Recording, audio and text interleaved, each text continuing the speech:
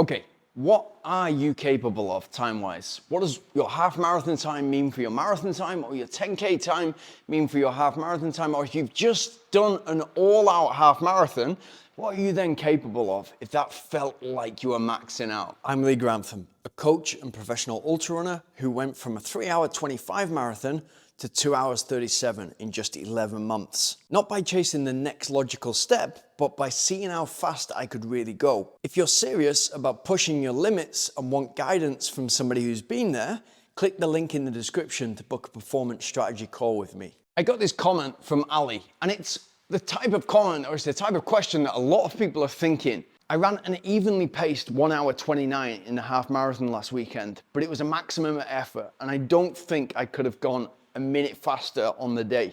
Do you think I can go sub 3 in November, or is it too soon? Now, first of all, it's brilliant that you're putting it all out there, you're going for it on race day, and that feeling of crossing the finish line, hitting your personal best, and not feeling like you could have gone any faster, that's exactly where you want to be. Ali, there is nothing better than crossing the finish line, feeling absolutely spent, feeling like you could not have given another ounce of yourself. There's no better feeling than that. And that's how most runners should be aiming to feel when they cross the finish line.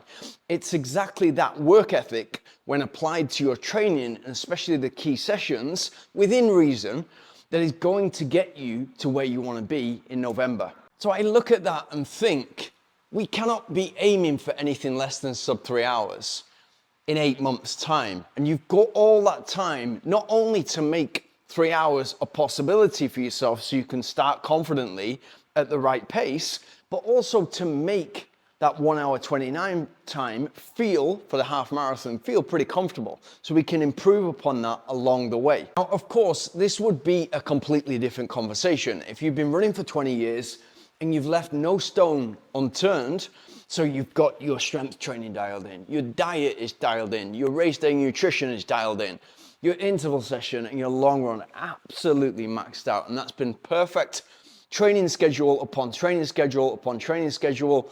And you really feel as if you're getting towards your potential. And I was asked this the other day, how do I know when I'm near to my potential?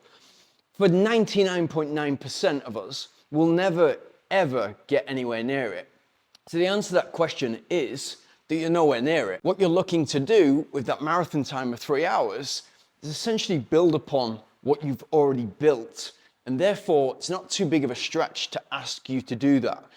If you want to go even quicker and you want to get towards your potential, or the potential that you could reach in the next 7 to 8 months, then work with a coach. Somebody who can guide you through the weeks and the training schedule in order to get you there, and ideally beyond there. The second question I got similar to this is from Austin. I'm running a marathon October 19th this year. I really want to go under 3 hours. I took your advice and did the progression run today. First 8 kilometers in 7:48 per mile, second 8 kilometers in 7:24 per mile, and finally the last 8 kilometers at 6:45 per mile. And so Austin, I will give you this advice. If I had done that workout yesterday, and in 7 to 8 months I was going to run a marathon and the goal was 3 hours, that session is indicative of a much faster time. If you can do that now, you can already do 8 kilometers faster than marathon pace at the end of a 24K run, the end of a 15-mile run. And you've still got 7 to 8 months to prepare for that marathon. I would suggest that it's conservative and that you should raise the bar. Now, when it comes to sub 3 marathon running, and I've made videos about this, it's that round figure that we want to hit. We want to get that 2 hour 59 so that we can then say that we are a sub 3 hour marathon runner. And there's nothing wrong with that, I don't think.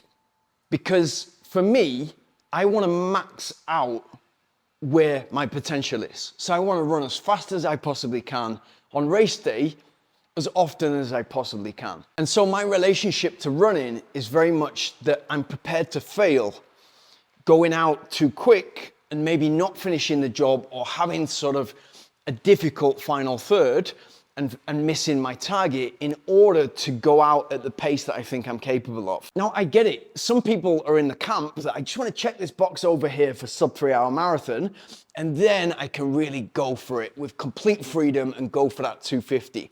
Go for what I'm really capable of. I kind of understand that, but at the same time, I'm like, nobody cares. Nobody cares if you want to check that box. And although you might be able to get to the office on Monday morning and say, now I'm a sub 3 marathon runner, I don't think people care. And so to me, you may as well get the very most out of your body whilst you can, because first of all, life is short. And second of all, your running career is relatively short, and we're all getting older. And by the way, by we're all getting older, by that I mean you probably won't be able to run as fast in your 60s as you could in your 20s or 30s.